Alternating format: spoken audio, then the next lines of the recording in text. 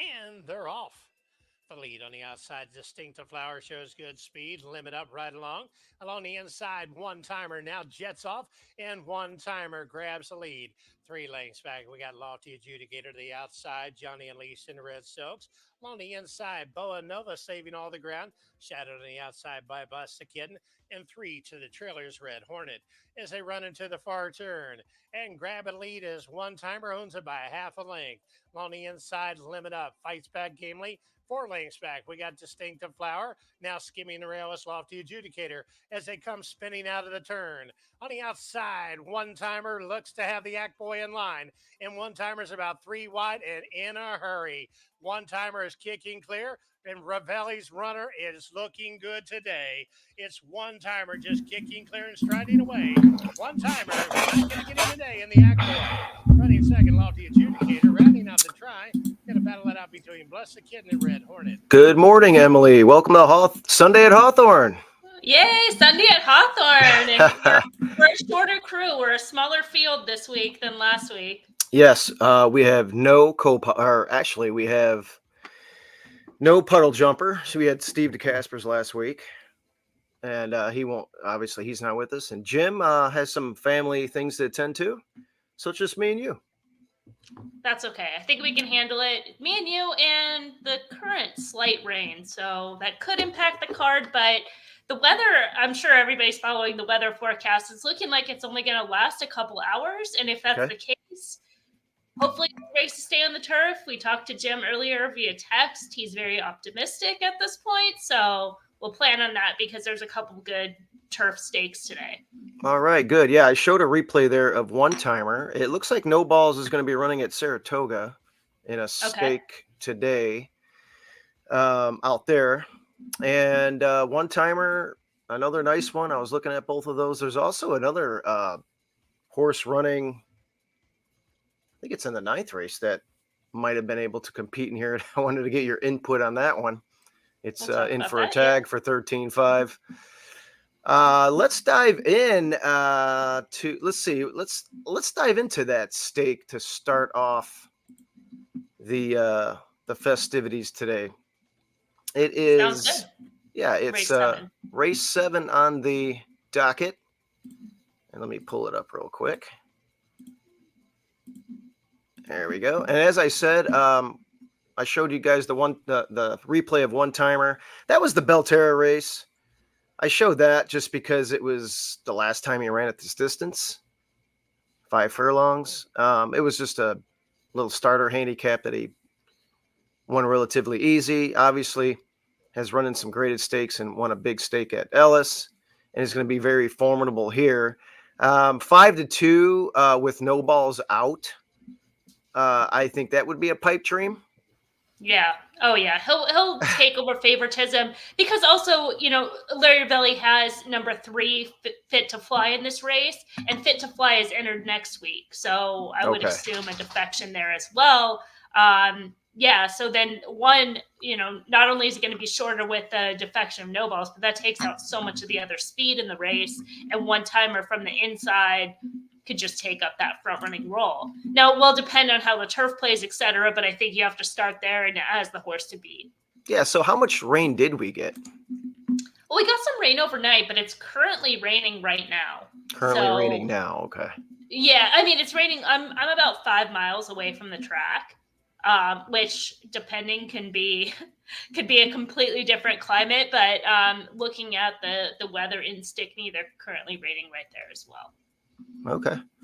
There's some other good runners in here, though. You move out to the outside. Maker has a good one. Joe Sharp brings one in. And, of course, the Jose Rodriguez runner, Mark of the Z, is an interesting runner. We haven't seen it since Keeneland, but looks like it's on the mend and been working steadily for a spot like this. And it's been running some competitive allowance races, stakes, and stuff like that. The 9, I think, would be, it would be hard pressed. It did run really, really well though here locally, May 25th. It would be really cool if the connections could grab a piece. I mean, I think they could. The Vance Childers barn is very live right now, sending out live runners. They're very good with turf sprinters, and it's just the type of barn that doesn't care what their odds are. This is a barn that will run a horse that is a legitimate, like Cyclone Attack. If you just look on paper, it's a horse that's slower than par, he's slower than some of the other horses in this field. Like, they're not scared. They're going to show up and run as good a race that this horse can run.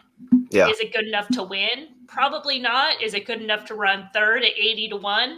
Sure. Yeah, definitely. Like those are things to look at. And with the scratch, I mean, Fit to Fly, you're saying that one's going to scratch. I heard about no balls through a mutual friend, Frank Mustari. And so with the speed missing there, obviously, I think Money War is mostly route speed. Let me look. Correct. Yeah. Looking at the plot, he's not really quick enough to go to the first call, and he doesn't really have that like sprint for him. So it did run 6 furlongs, but I think the Mark of the Z or not Mark of the Z, Cyclone Attack would be maybe prominent early from that outside post too, and could be sneaky play underneath with the defection. Underneath for sure. Again, looking at the plot. And defecting out 3 and 6, the other two Rebelli runners, there's really nobody that's fast enough to run with one timer, assuming one timer is running back to his top, coming off the layoff.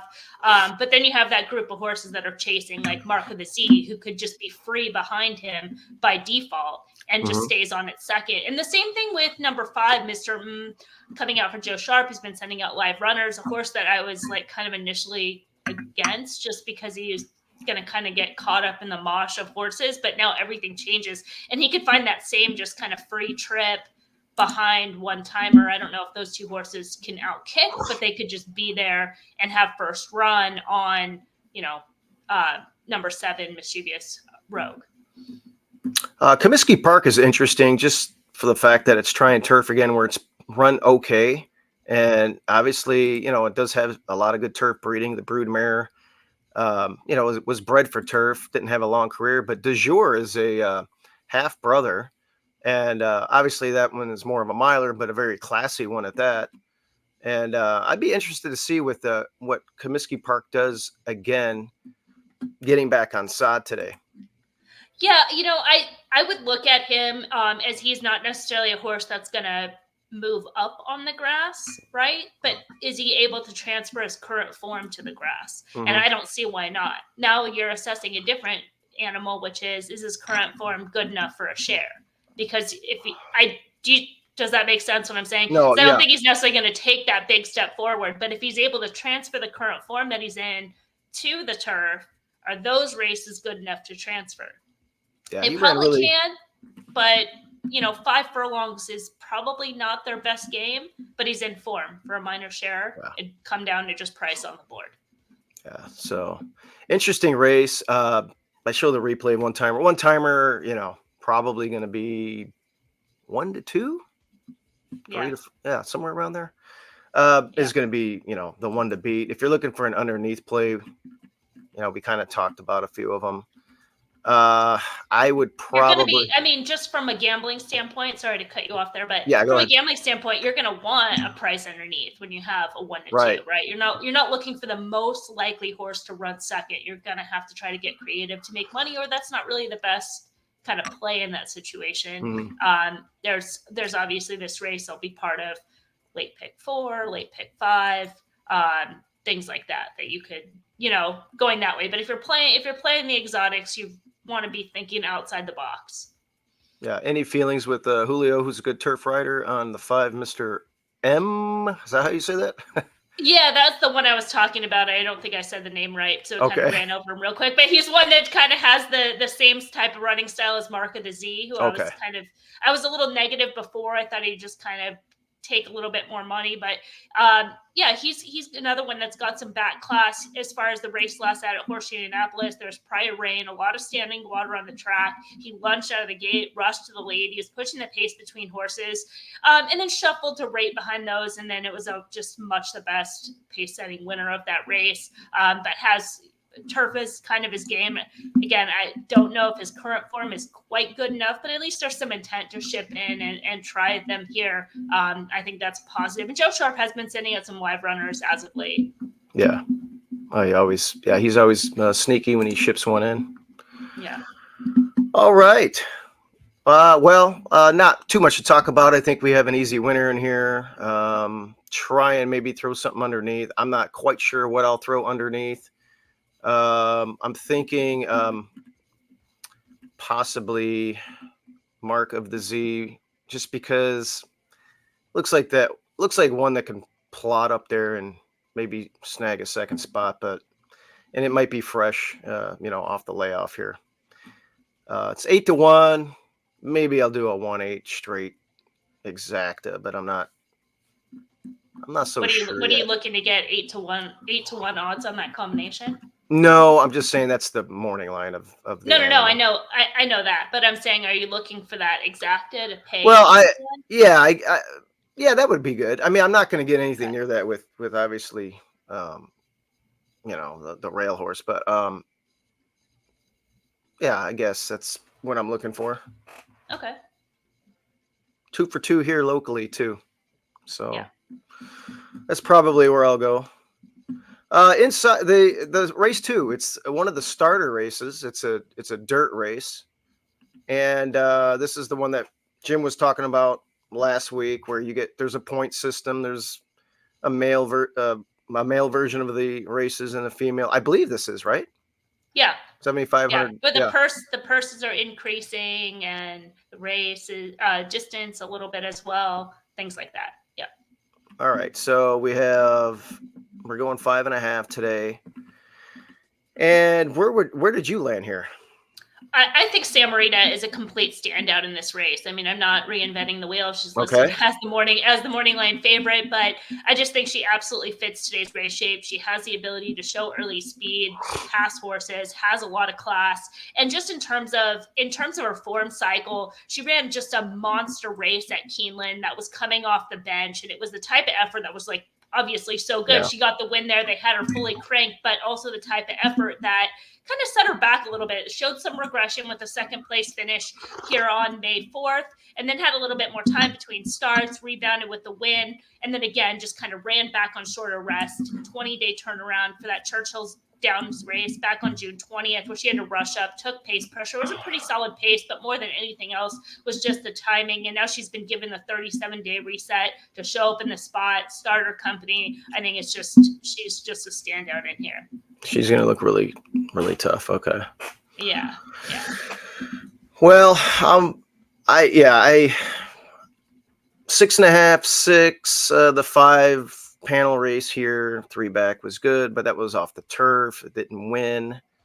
I'm wondering if something can sneak up and maybe get the jump on that one early. But you can't knock her for the distance, because you go back to 2023 and she's run fine at 5 and 5.5. I wouldn't knock her for the distance. No, of course not. I'm just wondering if she'll. I'm wondering if she'll get the lead at this distance, as opposed to. She'll have to. I think she might have to run somebody down in here. Is where I'm getting at, and I'm wondering if the 2. It's not a very big price either, but the trainer. I don't know much. Okay, Randazzo. I know the Randazzos. Is that the same guy that's always trained? I don't know. Jim would be the one that answers those types of questions. I'm just going off the horse's form. Like going back at FanDuel, she ran for 5. That made her eligible, but claimed back in that race. Was able to get that second place finish last out. Had a perfect trip, but today's race par is higher than that handicap back on June 30th. So I mean, coming out of the barn, even if the barn keeps her in form, which she's obviously in good form right now, drifted out back on June 15th at FanDuel, which I thought that was kind of a controversial call, but whatever. Just in terms of current forms, just a step up. Now I think she is going to make the lead, but Triple Scout can definitely press, keep her honest. And I mean, Sam Marita just can get the lead as well if they want. And there's, even if she does want the lead, it's not like she can go super fast. She's not coming out of races that, are like very fast early, where she's like 21 type of speed to really find separation. So Samarita should be right on her hip. Okay, well, I'm going to take a flyer with a horse for course here, and one that I think will have the lead. And I think one that's perceived as a cheaper speed. They might let this one go. The race 3 back is definitely fast enough to compete. And if they let this one get a little bold on the front end, I always tell this to people, it could puff its chest out and keep on going. They get bold, down here at these starter levels or lower level claiming horses. I mean, these horses run for claiming. They run in starters if they're feeling good. Connections don't like to lose them. I don't know. We'll see. Maybe the two can keep going today. The race is 5.5. And we'll see if we could upset the apple cart there on the 4. Who does Good look luck. formidable? Who does look formidable? Yeah. I think you always have to, you have to start with the favorite. And if you can poke any holes, like if you're saying, maybe it's the distance, maybe there's the pace scenario, things like that, then you have to take a shot against the favorite. To me, I don't see those holes, so Okay. I'm not going to try to beat her. But if someone else Okay, does, what odds do you think? Okay, I'm thinking I'm going to get an overlay on the 2. It's 3-1 morning line. I think I'll get possibly 9-2. And I think that the 4 could potentially be 4-5. Agree. So I'll look for a little bit of value. The 4, Samarita loves to win too. 12 wins. Hard to knock. And look at that. They spent $1,000 on this horse at a sale. So that's always a cool story too. All right. Man, I'm really hoping. Well, let's see where are we at. Race 4. We have a family horse. Cool. This one is a 10,000 claiming event.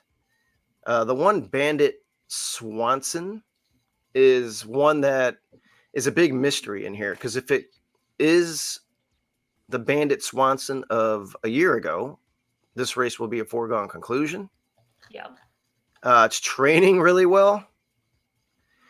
They did take the blinkers off from that last race. So, I mean, they've run this horse without blinkers before. I would say if they take the front reps off, that's a major positive. That's the thing that I'm looking for the most, because they added last out. Now they're wheeling back.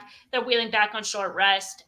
To me, those are the signs. The fact that Mojica's on, if the front wraps are off, that they're coming back on short rest. Yeah, they're dropping in for the claiming tag, but this horse's last win was back in June of 2022. So the fact that they kept this horse around, trained him for over a year coming into that most recent start, it's not like they're necessarily, they're giving up in the sense that they're running for the claiming tag, but not in a way that is super negative, just with the timing and everything. So it's an 8-year-old, Yeah, he's an 8-year-old. He hasn't won since 2022. You just have to place the horse where they can compete. I don't think it's, these connections are very good. I don't think that, this is a horse that's like anything super negative and red flags. And if there were, probably Mojica's not aboard, and Mojica being aboard, to me, I think is another major positive. Oh yeah. I just feel like, at first glance when I looked at it, I was like, this one, we haven't seen it in 14 months or whatever since that last race, and it ran bad. And then you start digging into it, and you're like, maybe something went awry that last time. Now the work tab is before the race, the bad race. So I think that race, to be fair, it's not necessarily a bad race in the context, right? Because what was the intent going into that race? The horse was super cold on the board. Let me pull up what that boarding line was, but I like, my note was that the horse it went off at 17-1. Yeah, went off at 17-1, but I think it was like the morning line was even shorter of that one. So yeah, there's some good runners in there. Yeah, the fact that the horse was cold on the board, showed up with the front wraps on. He brushed up early. He had that free trip, and then he was in hand after losing ground. The fact that I would be more concerned if it was that race, and then like we didn't see the horse again for like 30 days, 45 days. Another long layoff, I would be extremely concerned. But the fact that they're like right back in, it's been 10 days, like this horse is fit. He's, got a rider change. Again, the front wraps off, the equipment change. I think there's some intent there. That last race, I wouldn't necessarily say it bad in the sense that it's probably more like a workout than anything. Yeah. The family horse, Looking for Revenge, kind of a interesting little horse. We got 2 wins with this horse at the meet. The race for 5,000 was nice. We were the favorite that day. Obviously, when they took the race off the turf for 13.5, there was not much in there, and we were able to just sit on the horse and pretty much just do what we wanted in there. Really wasn't a dirt horse in there, if that makes any sense. So we just kind of sat on the horse and won by 11. I know that this horse can dig deeper, and it's feeling really, really good. So we'll see if we could. It's going to be interesting to see if our horse can run faster, which I think it can, and if the 1 is going to return to its glory, so to speak. Go ahead. I love that your horse ran a slow race last out for this spot. Like, I love that. As somebody that, like, my bread and butter is like form cycle analysis, because if the horse had run, I mean, he dominated that field, as you mentioned, for like all those reasons. And it was a slower race par. He ran a much faster race back on June 15th. So you could even project that some regression was going to come into play, just improving off his other races. And you go back to the races at Santa Anita, those races at Golden Gate Fields, Right. He's running even faster than what he ran on June 15th. So the fact that the horse ran, quote unquote, slow, I mean, those fractions were insanely slow. So you're never going to get a big speed figure when you're running 6 furlongs and 114. Like, it's just not going to happen. So to me, like, I think it's only going to help your price in here. And this horse is just in really good form, and you're going to get a better price than if he had run a faster figure last out. Then he'd be the favorite, and he's probably not going to be. I'll show his race going into the turn. We don't have to watch the whole replay, and then I'll show you the horses that he beat. But he did it easy, and so here we are. We are the 7 here, and trailing the field, and we're just laying in second here. Stormborn still 20 lengths behind this long-time leader, 3 furlongs to go, and here comes Wicked Revenge. In a blink of an eye, Wicked Revenge goes on by to take the lead at the top of the stretch. Wicked Surprise trying to fight back second. Can you pause it right now? Yes. Looking for revenge. Just from we can pick it back up, but just from like a race watching standpoint, there's kind of this weird kind of eye trick that's happening because you have the 9 who's actually backing up. Mm-hmm. Like your horse is running forward, obviously, but it's like It kind of has that extra illusion that he's making this kind of big move. Mm-hmm. But he's just sort of one pace because it's more of the 9 backing. And that's how he runs. It's very weird to see, just because of like those 2 movements happening at the same time. But the more races that you watch, you can kind of see it a little bit more. Yep, I agree. Do you want to rewind it back again? Yeah, we could rewind it a little bit. Just from to watch a race that you can just kind of see things. So he's in his own little race really back here, though. Yeah. Yep. The 9 was played. 4.5 furlongs to go. They probably thought it Wicked could wire. Surprise leads the way now by 4.5 lengths. Looking for revenge a tad closer. Second. In third, Honest to Goodness. Up on the outside, Son of Grace gains ground. Then it's Cramden and trailing the field still. And this looks like a powerful move, like you said. I mean, he's still moving. He's moving forward. Don't get me wrong, but you're seeing like the rider kind of pumping on the 9 a little. I'm like, not really much going on there. Wicked Surprise trying to fight back second. Heads are turned for home. Nobody else back there's really running. Looking for revenge, comes off the turn, opening up the lead. But Blanche, and I like that we're getting Surprise second. weight. Son of Grace, and towards the inside, Cramden, followed by Honest to Goodness and Stormborn, less than a furlong. Yeah, to go. like I said, I like the Has fact the that the lead by figure 7. is what it is, Son of and Grace that is he can closing run ground run second, faster, but and no it's just going to threat help to the this price in leader the and end. winner. looking for revenge, looking for revenge. Won by So anyway, Fortune. the family Son of horse, Grace second. Then it was Wicked won Surprise, easy followed that by day, but Cramden, that Stormborn, was and the good news. It Icebreaker. looked really good. But once you look at the field, this is the second place finisher, and you can see much better on turf where it was scheduled to run.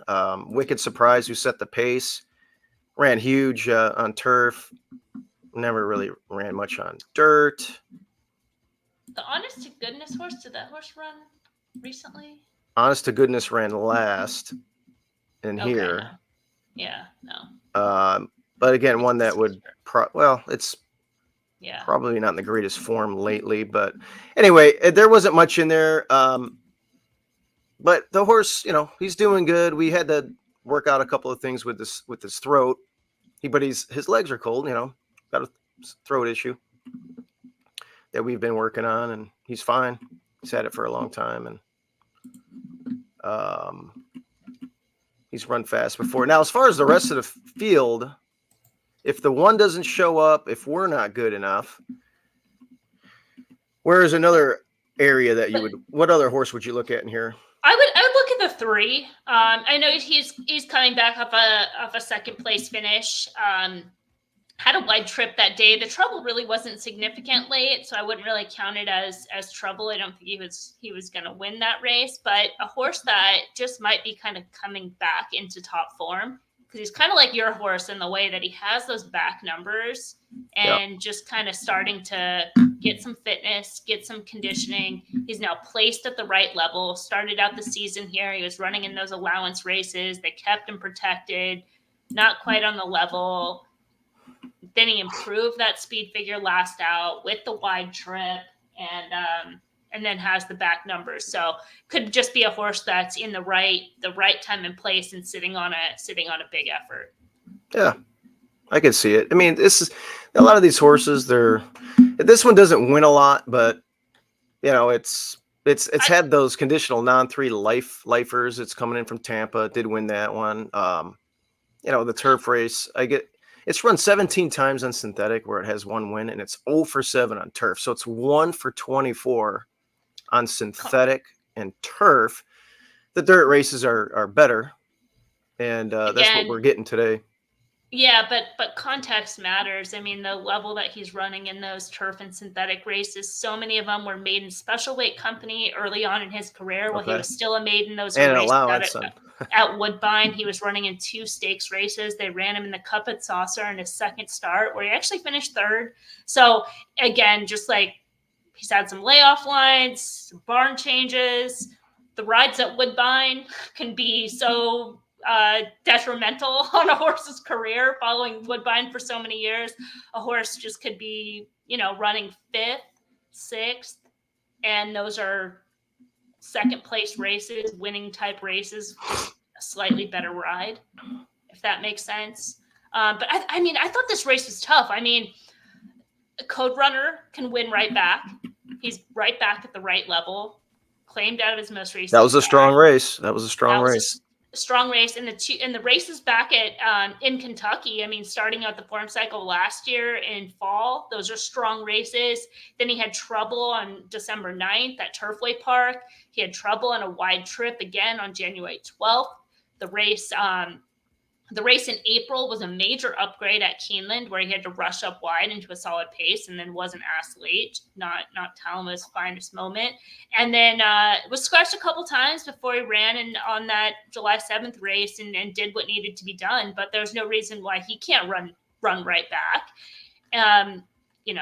Try Again has tons of races that make him a major player. Does he want to go 2 turns? I don't really know, but he's in form right now. He's going to be completely overlooked coming, The outside horse is interesting too, because I kind of like this horse last time, just for the fact it ran second to Danville. It was well beaten 2 back, but Danville's a nice, first level allowance horse here at Hawthorne. And that one there, we have so many horses in here that beat him in that last, and I was kind of like, man, I thought he was going to run a little bit better in that spot. Well, if you thought he was going to run there, then he's definitely a playback today because you're going to get a better price. And as Yep. far as the race on July 7th, he was giving up recency coming off 36 days. And when I say giving up recency, look at the horses in here. They run back on like 2 weeks, 3 weeks rest. So coming back off 36 days is giving up recency in a race. And then they rushed up as part of the early pace. And that's not really Jeff the Lion's game. Back in his, back in his earlier days, he was kind of a front runner, but like not really. So now he's second start of the form cycle. He was taken out of his run style last out, has plenty of fitness because they had to rush up, contest part of the pace, taken out of his run style. There's definitely going to be more pace in the race today, so he doesn't have to take that role. He can sit back and make a run. If you like him last out, then this would probably be the time to play because he's going to be completely dismissed in here. 4-1 last out. I think he'll be every bit of 6-1, if not higher, probably even double digits. Well, I think we have to look for clues on the tote board. We'll see what kind of money's coming in on the one, if any. If the one is cold on the board, then that will give us some clues. I think what we would want to do with that runner. The front reps and the front reps So I have to wait till the post parade. I got to make a note to look at the one and see if it's got front wraps. All right. You want to pick a race? Yeah, let's look at actually race 1. Kind of a playback horse in this race. Let's check it out. We got a 12-5 claiming event going 3 quarters. Yeah. The 2 horses also entered on Thursday, so probably going to see that one out. He'll run in kind of a softer spot, but I don't know if that's going to impact the race because it kind of looks like there's 2 horses that are. Well, first of all, you have Hop and John, who's listed as the morning line favorite, a horse that's in very good form right now. He's coming back to claiming company, which I think is the right move, but he makes that run from off the pace. So anytime you're going to run from off the pace, we won't know how the track is playing or how much weather it's going to get between now and then. But always when you have a closer, just price is such the depending factor because you want to make sure that you have some value in there. So the early pace should be Breaking News, who has some early speed, but he's not even really necessarily a front runner. And I think that kind of opens up the race for number 5, Star Canoe, who's going to come back under similar conditions. Going back to the June 22nd race, he actually opened up as the favorite. He kind of created his own trouble racing on his left lead between horses, but once he made that late lead change, he pulled clear. The top 2 were together in a photo. Those top 3 were together at the wire, so it was a strong effort for the level. Prior to that, he was just racing a little bit tougher in that May 18th race around 2 turns, so I think it was probably go time on June 22nd and had that slight trouble as far as trips, still ran a good race, and they're going to come back today. I think this horse is extremely live, has early speed, so hopefully that price sticks. Hop and John will take money in here. A couple others will take some money. Breaking News, obviously, so it could be a good price to start off the card. I can't imagine Hop and John not running at least second. Joe I have no issue with that. Yeah. Joe Campbell's in my brother's barn. Great guy. Okay. And he's like, man, I keep running second, and he's got 9 seconds at the meet in 21 starts, and that's pretty remarkable. They almost have half your starts running second. Especially when you're looking at like this type of move, right? Like you claim the horse for 5,000, you run it in no winners and 1 allowance, then you're running third. Like take that check, that's a good check right there. Yep, it is. So. I think, this horse is going to be formidable. Like you said, we're going to have to run. So you're thinking the 5 will outbreak the 4 and set the pace. Is that what I'm gathering from your analysis? Yeah. I mean, he's got early speed and he's got a class edge. So I know some of those races that he's been on the lead were in route races, but you can go back to last year. He's still lightly raced 4-year-old, so the races last year showed sprint speed. Yeah, the race 2 back was against category 10. And it does have a class edge on the 4 who, ran a good race last time when they stepped it up. But I think you're right about the 5, and you've been waiting for it. So it might be a a And it's also 56. Joel. It's also Joel Campbell. Oh, it is Joe Campbell. Yeah, He's definitely gonna. I ain't gonna say got a it. big shot. I He's don't got want a to big jinx shot him. to run 1-2. I don't want to in jinx this him. I don't want race. to jinx him. Yeah. I might have to ask Joel Campbell for some clues on this one, but yeah, I think you're right about the 5. Getting the lead and being the one to run down here, and a real nice sharp drill on July 20th. This one will be winging it out in the front end, and we'll see if it can hang on and beat its stablemate. That's the way I see this race. I didn't really look at this race too much, but now that we looked at it. And then you have, a horse like the 7 on the outside who kind of looks like Bandit Swanson a little bit, that it's a horse that has some back class. He's second off the layoff. Mhm. He's very restless in the gate last out, off a little bit slow, then made a wide move. It's kind of hard to see looking at the running line. But then they don't take a significant drop coming back. It's not like they come back and are like, all right, drop for 5, whatever, let's move on. They still run for a decent amount. Gets a rider change. And I mean, if he goes back to his back races and figures, I mean, both you and I could be aboard this horse at the same time and he could win for fun. But he doesn't probably even need to run back to those triple-digit figures in his best days. Which those races were also at Laurel. Take the speed figures with a grain of salt. I don't know why, but Laurel figures seem to be higher sometimes for some weird reason. Yeah.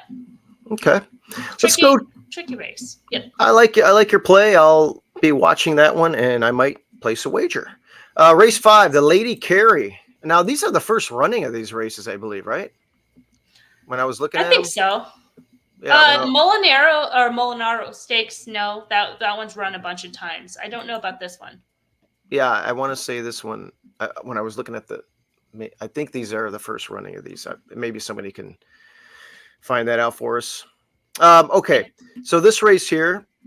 This is a good race. Man, this race for Mike Maker at Indiana was so sharp, and off the layoff, making it wasn't his 4-year-old debut. It was 4-year-old turf debut. It ran really well on turf. Is this maybe it's an Indiana horse for course? It ran a other than down there, and did not get near the lead and finished 3rd. But that race November 9th last year as a 3-year-old was very impressive, and then that last race was just in another planet, and it was the odds-on favorite. But can this one be beaten here? And if so, who do you like? Yeah, I'm not crazy about that horse in this race at all, and I hope that they take money. Okay. I think it was one of those, like, last time the horse was like extremely well met for whatever reason, a second start maker, was coming in fresh, had like 71 days. They have been looking for the turf, scratched out of the Clarksville to run here. The Clarksville was like a race that just got completely decimated. There was like 3 horses in there, I believe. But yeah, Riley's Redemption ran a huge race, rushed up. To me, from a visual standpoint, looked like the horse was all out late. Ran a new top that day, and the race par was just so much lower than today's race. These are just completely different horses. I mean, even from like a purse standpoint, ran for $36,000. This is a $100,000 race. Now, this horse has run in State Bred Company for those higher purses. They were on the dirt, not nearly as effective. And was like running her race at the time. Is she a little bit better as a 4-year-old? Is she better in this barn? Possibly, but you're not going to get the price compensation, in my opinion, that I think would be necessary to project that she's going to be able to continue to improve, because Maker is just going to kind of get attention, especially off an open length win. That visually, especially with the running line, is going to kind of catch some eyes. And, looking at the plot, I don't even know if she's necessarily faster than some of the others. Well, time form, the 8 is the fastest. I was just looking, I'm looking at the track bias of the 3 in that last race. It was a 3 track bias. That opening quarter, 20-2, and then they went 43 flat. I mean, obviously we're not going to have those turf, that type of surface today. But it is Mike Maker, and it's second off of a layoff. So I'm always like, but 7-2 is not as attractive. Yeah. So where you? I know you're leaning somewhere out here. Well, I mean, I think that the race again, I mean, just pretty much every time it just starts with the favorite. I think that the 6 Uvra is listed as the morning line favorite. I think she's legitimate in that Okay. role.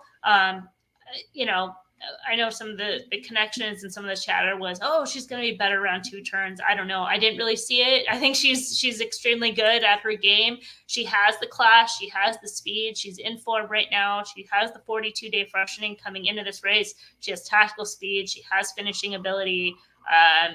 Horse for course. I mean, you can just check every kind of box. She just fits. She fits all around at this level. So if I'm starting there, I just don't have any knocks on her as the favorite. Man, Optic 16 wins. 16 wins from this mare. Yeah, she's great. She's very good, and she's here at Hawthorne on the turf, on the dirt. She's won the Colonial turf. She's won on the Fairgrounds turf. She's run well on the Keeneland. She's won the Keeneland Kentucky turf. Downs. Kentucky Downs. It's like that is class to be able to do that, and just show versatility sprinting, to be able to be a front runner, to be able to be a stalker, to be able to be a closer. I mean, that's just really cool. That's just such like a different level. So I can't knock her in this race. Now she is going to be the favorite. So how do you make money in here? To me, I think a horse that is worth a stab at a price is the 2.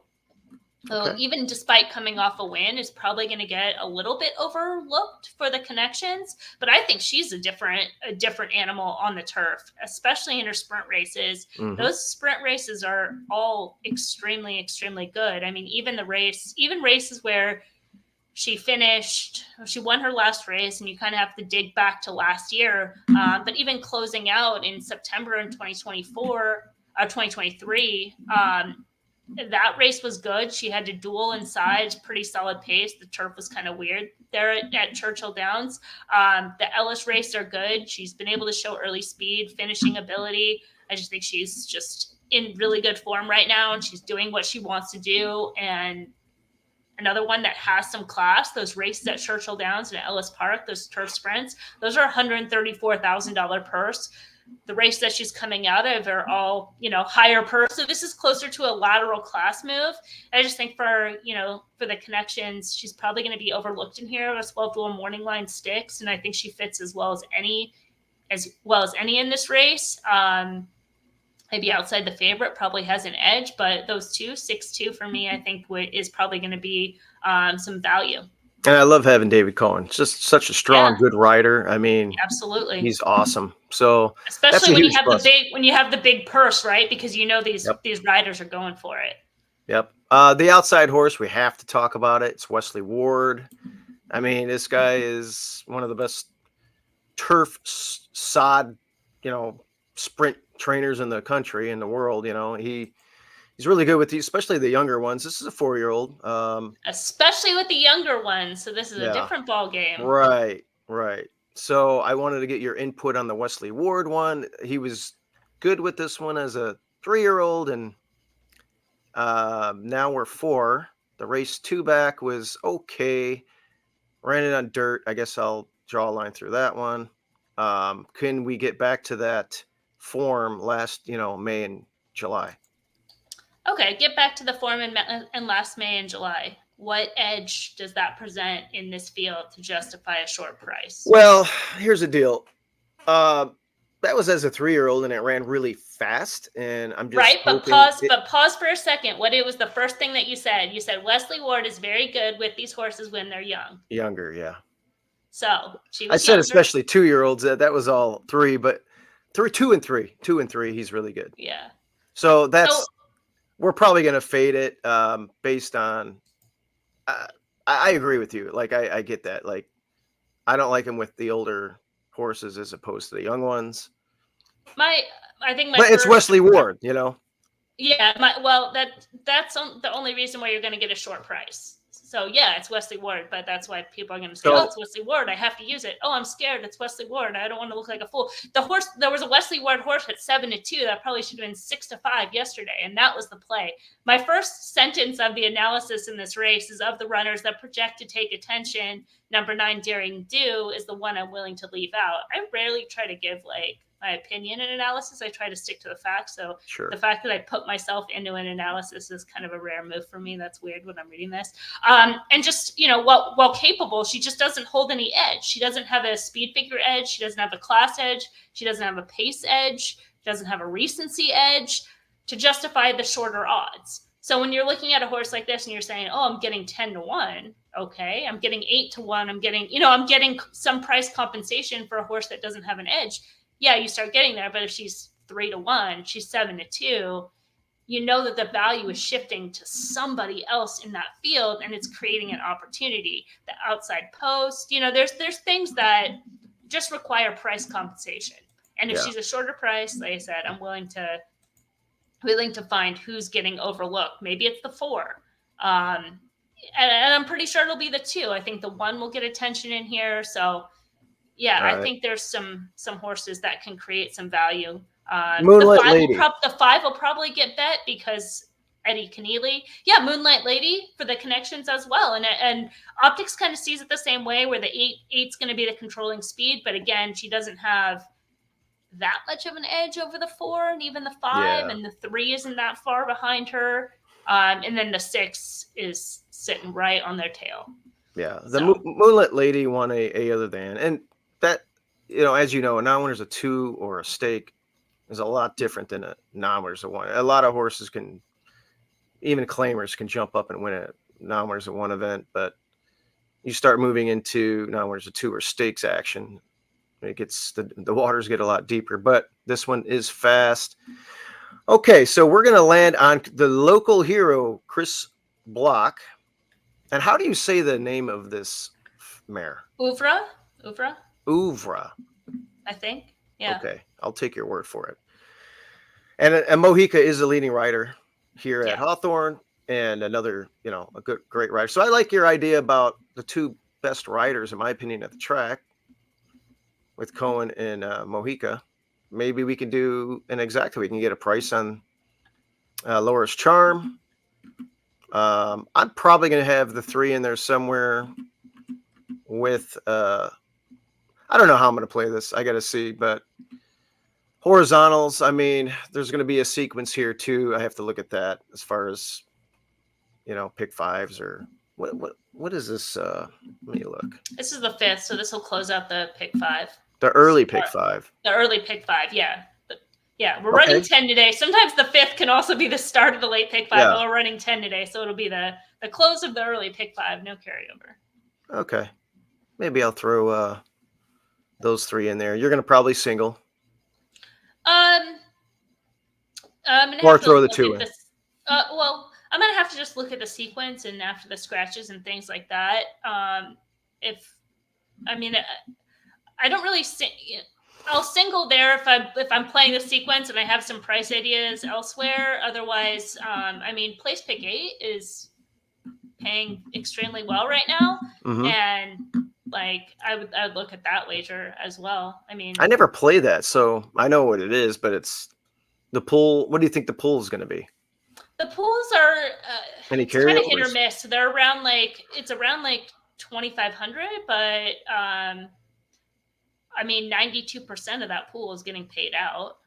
Okay, well, that's good. So with 8% takeout, it's often, if you're if you can play it on a relatively cheap ticket, if the sequence kind of lines up, and really if you just if you're against the 6 or you're against one of the favorites there, and all that horse has to do is run 3rd, it's there's tons of value, and it gets you kind of looking at the card and really kind of looking at value and how to pick winners, and really being able to assess favorites. And once you can assess favorites with accuracy, it's going to bring the game. It's going to change the game completely. All right, I want to go to another family horse here, and I'm going to play a replay of Dino's Dixie from out west in his only turf race. And he is. What race is this? This is race at the Wine Country 8 Racing Meet or no 9. Bob did okay. Here at the start. Jaime's commitment was slow to go, so the 2 first-time starters, second to last, so we're in the lead last here, respectively. Dino's Dixie leads the charge up the backstretch and scampers a length and a half in front of Nicky Bird chasing in second. Wee Beastie moving inside of him. He's a bit keen to go on here. Wee Beastie down on the inside. Bobbed and lured. He's fourth right now. 3 lengths off Dino's Dixie. Opens up the lead. And now that rival's 4 behind Dino's Dixie, who's the trailblazing leader. Jaime's Commitment trying to get rolling on the inside, about to pass Bobbed and lured at the quarter pole. Dino's Dixie hugs the rail and kicks on at the top of the stretch. The favorite's still the one to reel in. Wee Beastie in the second position. Nicky Bird is next, weakening. Down on the inside, Jaime's Commitment coming with a late run, but Dino's Dixie is spurted away to a 3-length advantage, and Dino's Dixie and Francisco Duran will take them gate to wire in the opener. Good effort from Jaime's Commitment in second. Wee Beastie was third across Good the gallop line. out. Now this is that was his only turf race, so we're excited. We're hoping. Well, we'll see what happens. Hopefully, we'll stay on, and then we'll. If it doesn't, then we'll have to discuss what we're going to do. There's a couple. Obviously, I want to talk about him. This is his 4-year-old debut, and he's doing really, really good. His last work out of the gate, he shot out like a rocket, and we're going. I mean, this horse is going to have the lead. Even with tightrope in there? Woo. Oh, we're tightrope. We'll be eyeballing us. That's for sure. Yeah. So maybe it'll set up something for you. Now that was the other reason. Yeah, that's the way I see it. Right. But again, well, all that's what I things- wanted to talk to you about. Tightrope. This horse could be running against one timer, and not on class, but on speed figures. And there's going to be about 10 guys with shanks out there today. Is this horse even running today? If so, why is it running here? Winning by 9 at the same level. I could tell you, if we owned this horse, we would have been running on the undercard, or at least somewhere else. well, here's your chance. You can own him today if you really want to. The horse is 2 and then for you 2. And then you can make those decisions. Oh yeah. Listen. There has to be either a hole in this horse or it's going to scratch. That's the way I feel about this horse. So either way, I think I'm going to be good. I can't imagine. It just ran June 22nd, and it won by 9. 36 days ago. Yeah. Yeah, and look at the race last August before the little layoff, or whatever. There's been 2 breaks actually since that. Yeah, he's that was got so some super issues. fast.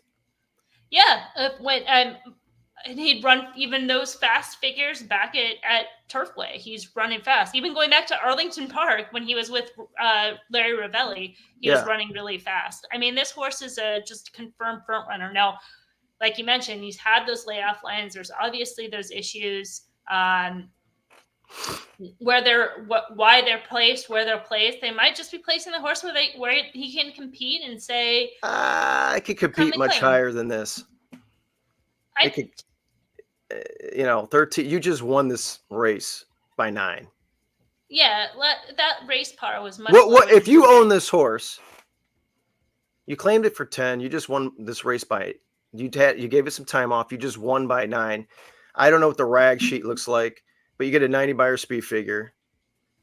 Are you going to do a lateral move with this horse or not? Test it out and. That might have been the reason why the horse has had, he's had 36 days. It took him. He came off the layoff on April 17th. It took him 2 months to get a race. Okay. It's like he runs big. Now he's been off again. Maybe they were looking for another race and just said, we can't. We don't want to do it. If he runs a bad race, then you might not have an exit plan at that point. Well, I could tell you what I would. I mean, look, I don't know. If I dropped a slip on this horse, well, I ain't gonna say nothing. Me might be drop. We'll see. We'll see what happens. Yeah, I mean, I think sometimes like a lot of those storylines are things that like are just they're so. I have no idea why people do what they do, or like the backstory, or if they're going to scratch or whatever. But if I'm looking at this horse in this particular race, how it stacks up for him. And all things being equal, we have no scratches. We're on the turf. The sun looks like it's out right now. You can definitely see it kind of behind me. The wall windows are lit up. Then there should just be a ton of pace in here, and legitimate pace. There's 1, 2, 3, 4, 5, 6, 7. There's 7 horses in this race that are confirmed kind of EP type runners. The speed rate is an honest 29. And those horses that want to be on or near the lead, including the horse from the rail, so that and a horse from the outside, and Pinballer, if he comes in the race, who has Dragon Drew will. Dragon Drew has speed. Your horse Dino's Dixie has speed. Tightrope has speed. I feel like there's somebody. Now else. the Wesley Ward runner, that feels like a 13.5 claimer. This horse is he's no interest to me, but he's in just another one that's just going to add speed. So I think the race kind of sets up for a horse from off the pace. So the horse is in that scenario. Again, the race stays intact, no changes. The also eligible runners, the main track only, all scratched. I think it sets up for Grand Hideaway to get a trip, for Landmark Deal to finally get a trip. To come with his closing kick. And even, what did I say, the 7 as well. Even the 7, 357, who's got some tactical speed and finishing. Very interesting horse getting on. Very interesting. And he's going to get value because he's getting class relief from the June 8th race. He's upgraded from the May 5th race, closing out the Oakland Park season. They were looking for the turf last out. There was poor weather conditions. The rain hit right before the race. Wasn't a good ride. He put in a huge closing kick and a big gallop out. So that horse can be much more competitive than that 5th place finish suggests. I'll throw that one underneath, 30-1. Hell. Yeah, so that I'm looking for a horse to come from off the pace. Now, obviously, what we're saying now, we're saying in an hour could change, or a couple hours could change completely after scratches. We know what's going on with the turf conditions, but this race as it is, I'm looking for a horse to come from off the pace and looking for a price. Okay, well, we're in for the waiver claimer. Dino's Dixie's doing unbelievably well. He's going to be super fast early. We want to, we'll see what he's made of here, and Riv's on a roll, another one that could show early speed. It's cheaper, but he could show early speed. Yeah, of course. Yeah. So it's gonna be hot. It's gonna be a hot pace. Yeah. All right, we'll see if. Awesome. This is a good card. This is a good card today. Talking through all these races, I mean, they're playable races with opportunities. That's for sure. Yeah. Let's one more race to talk about real quick before we get off. We do have another one in the 10th. I forgot what you liked, but we do have Graytana stepping down out of a allowance race. We, threw her in there to see if we can get the front. We thought we could get the front in there, but Chris Amy, we kind of burned each other out up there, going 44-2. We're excited about the class drop today, and another one that is going to be winging it from the opening bell. We think that she'll run really big today as well. Where were you landing here? I mean, I think again, all things being equal in this race, staying the same, that the pace is going to be honest because your horse number 2, Graytana, has early speed just to her outside. Get the Candy has a ton of early speed. Same situation. Yep. Rambert can run with both of you and is on the outside. Summer Day, I think, has to show some early speed. Same thing with April's Gem, to just not be on the lead, but at least horses that are just going to have to be there. So it makes that first flight kind of go even faster to get separation. And to me, the horse I've been following, waiting for the right trip, waiting for the right spot, is number 4, Bally Baby. The June 30th race, I thought that was a spot that was just going to be a little bit too tough for her on that day. And she ran insanely good. Broke slow, made a wide move. I mean, I thought that was just a better than looked effort. Then they came back on July 6th. And at a mile distance, I didn't love it. I didn't hate it. The trip wasn't great. Broke slow. Just kind of held up. Was on hold from off the pace. So never really given a chance to run. She's in form. She's going to get some pace to run at. All of her races that are sitting on top of her past performances look terrible. So this horse will get completely ignored, and she can compete in here. She's got races that fit. Okay. Yeah. I like it. Well, we'll see how hot things go. Yeah, it sucks. We got Chris Amy again, just to our outside with a speed horse, and we're dropping in class, and we're hoping we can get an easier lead. But when you're going this distance, all these horses want to fly out of the gate. So you like a lot of closers sprinting on turf today. Well, yeah, I mean, again, if it stays on the turf, there's not a lot of scratches. Valley Baby, I don't necessarily. She could be a closer. It really just depends on how she breaks. But going back to like some of her races in the past, she's shown early speed on the turf sprinting. So I don't think she has to be too far out of it. But again, it'll just depend on how fast they go up front and who stays in the race. Awesome stuff. Well, Emily, get ready for the races. We'll see how the track plays out, whether we're going to have a yielding. I don't know if we're going to get firm. I wouldn't. Yeah, I wouldn't bet on firm. Firm is a long shot. Big long shot today. Shot. Okay. Yeah. All right. Well, we'll see how things go, and I'll see you at the track later. Oh, you'll be there. Okay, great. Awesome. Of course. We got 3 of them running today. Hopefully, we can win one of these races. Awesome. I will be there. I think my dog Frost is going to make an appearance today. He's going to hang out at the track. Oh, Frosty. Yeah. All right. I'll see you there. Good luck, everybody. Thank you again for watching, and I guess we'll see you next week. All right. Talk to you guys later. See you next week.